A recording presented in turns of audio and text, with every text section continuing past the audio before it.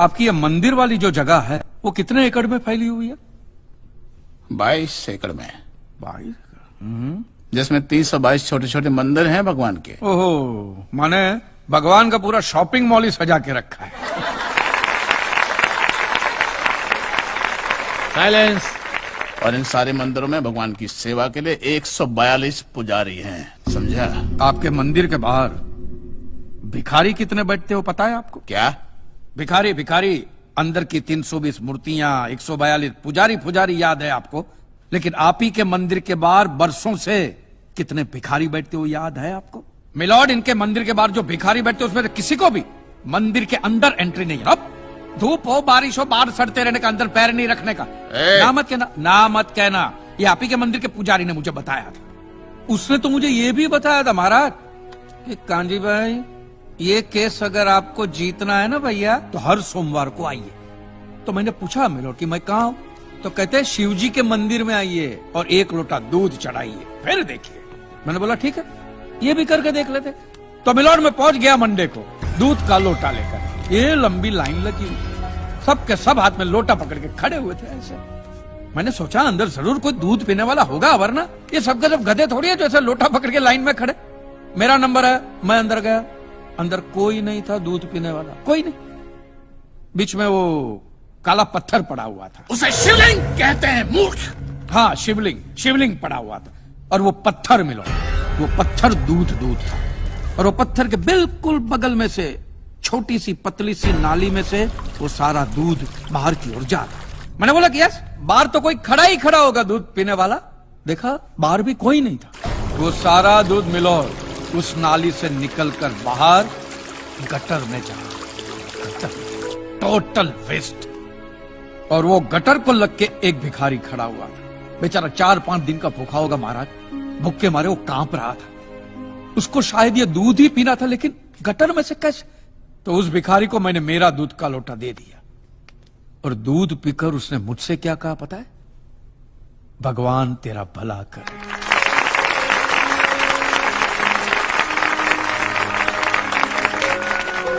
तो मंदिर में आने वाला एक इंसान वो पत्थर पे दूध डालने के बजाय किसी गरीब के पेट में डाले ना तो सबसे ज्यादा पुण्य मिलेगा, नहीं?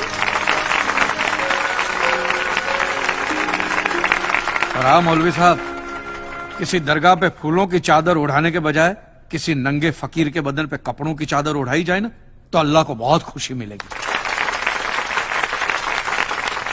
और जीसस के सामने मोमबत्तियां जलाने से अच्छा है किसी गरीब की झोंपड़ी में जलाइए, तो उसके घर में कभी अंधेरा नहीं होगा। क्यों, तुम भी भगवान को नहीं मानते क्या? अरे मैं खुद भगवान हूँ। अच्छा, तो मैं अमिताभ बच्चन हूँ। देखो कांजी, दूध, चद्दर, मोमबत्ती ये सब चढ़ाना एक प्रथा है। भगवान की पूजा अर्चना, इन सब का मूल्य तुम नहीं समझोगे क्योंकि तुम एक नास्तिक हो। जगत की मोह माया से तुम अभी तक मुक्त नहीं हुए। आप तो हो गए हो ना, आप तो बिल्कुल मोक्ष के दरवाजे पे खड़े हो। तो ये जो रीति रिवाज के नाम पे ढोंग चलते उनको बंद करवाइए ना महाराज। शनिवार को हनुमान जी की मूर्ति पे कितना तेल बर्बाद होता है पता है आपको? लोग 2 रुपये के 5 रुपए के सिक्के यूं करके मूर्ति पे चिपकाते हैं।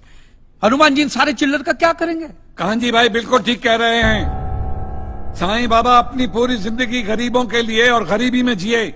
जब तक वो जिंदा रहे तेल की एक एक बूंद के लिए दर बदर भटकते रहे, और आज उनके मरने के बाद उनके लिए करोड़ों का सिंहासन, सोने का मुकुट, किसके लिए बताइए महाराज। एक बात बताइए, जो भी भक्त भगवान की श्रद्धा से सच्चे दिल से भक्ति करता है उस पर तो उस परम कृपालु की कृपा दृष्टि रहती है ना? रहती है ना? आया ना?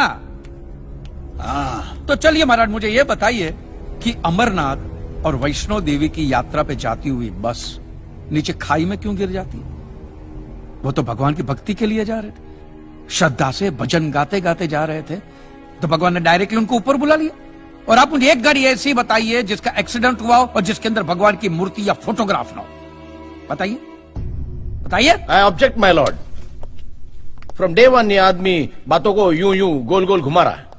मिस्टर कांजी, ये कोई डिबेट नहीं है अच्छे बुरे की, ये कोर्ट है और यहां प्रूफ चलता है। और हमारे पास प्रूफ है, इंश्योरेंस पेपर्स पर आपके सिग्नेचर्स। इसलिए लीगली आपको कोई हक नहीं बनता इंश्योरेंस कंपनी से पैसे और मांगने जहां तक हमारा प्रश्न है, बीमा कंपनी के नियमों को हम नहीं मानते। अगर उन्होंने लिख दिया कि भूकंप जज साहब ने करवाया है, तो क्या जज साहब पैसे देंगे? इसी तरह पॉलिसी में भगवान का नाम लिख देने से भगवान पैसे देने के लिए प्रतिबद्ध नहीं होते। अगर आप चाहते कि भगवान आपके पैसे लौटा दे, तो ये प्रूफ करो कि ये भूकंप भगवान ने किया है, किया ही है ना।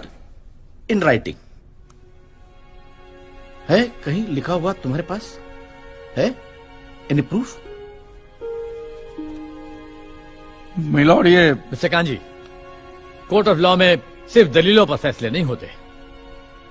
आपकी दलीलें, आपके आर्गुमेंट्स आम जनता के लिए कितने भी वैलिड क्यों ना हो, लेकिन अगर आप उन्हें साबित नहीं कर सकते हैं तो उनका कोई मतलब नहीं। आपके पास कोई सबूत है? You may please proceed. Your honour, इससे पहले कि मिस्टर कांजी अपने तीखे और कटाक्ष भरे व्यूज बिना किसी रेफरेंस प्रदर्शित करें, मैं उनसे पूछना चाहता हूं कि उनके पास कोई प्रूफ है जिससे वो साबित कर सके कि उनकी दुकान भगवान ने गिराई है?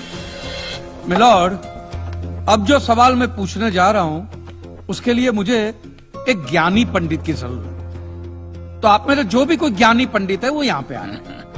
सिर्फ ज्ञानी है, ज्ञानी। हाँ, आप बैठ जाइए।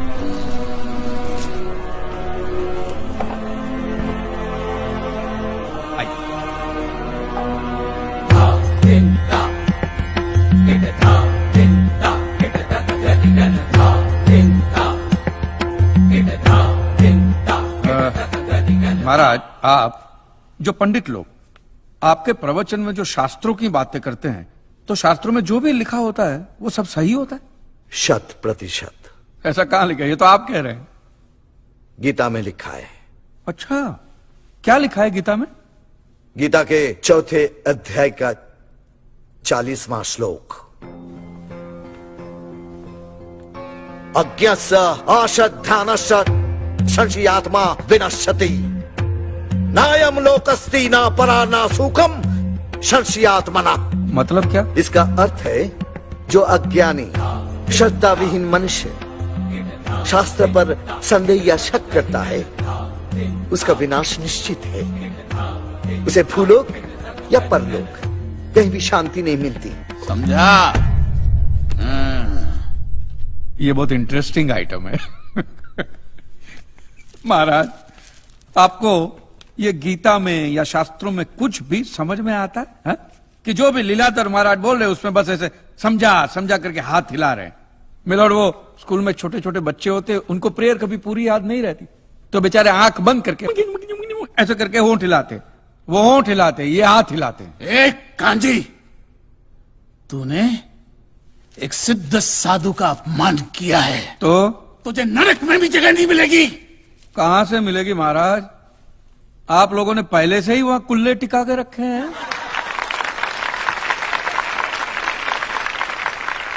तेरा ये दुस्साहस नास्तिक!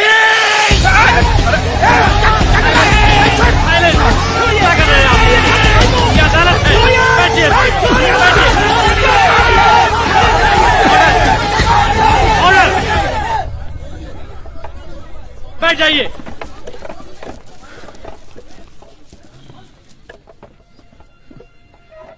दुखेष्वनु द्विग्न मनः सुखेषु विगत स्पृह वितराग भय क्रोध स्थित धीर मुनि रुच्यते। अध्याय 2 श्लोक 56वां। अर्थात जिस मनुष्य के लिए सुख और दुख समान अवस्था है, जो भय और क्रोध से मुक्त है, जो स्थिर बुद्धि वाला है ना, वही सिद्ध पुरुष कहलाता है।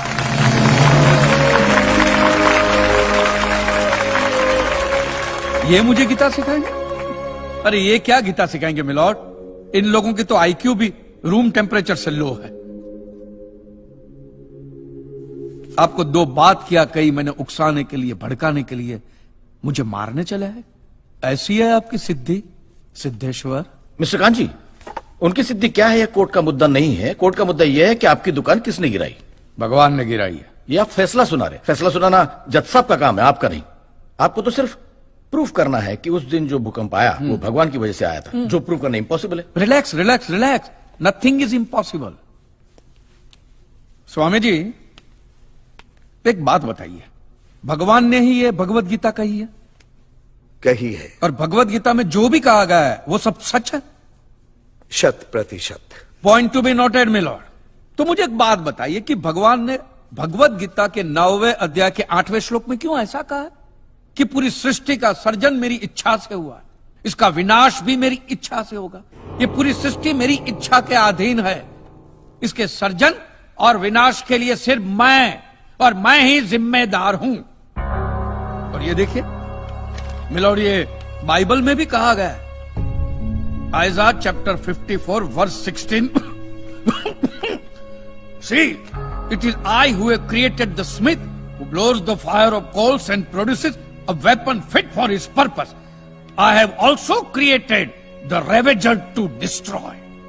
अब ये देखिए, ये कुरान शरीफ में भी है। सूरह जलजला 99 आयत 1 से 8 में भी लिखा है कि जब जमीन अपनी पूरी शिद्दत के साथ हिला डाली जाएगी और जमीन अपने अंदर के सारे बोझ को निकालकर बाहर डाल देगी और इंसान कहेगा कि ये उसको क्या हो रहा है, उस दिन वो अपने ऊपर बीते हालात बयां करेगी, क्योंकि तेरे रब ने उसे ऐसा करने का आदेश दिया होगा। रब ने।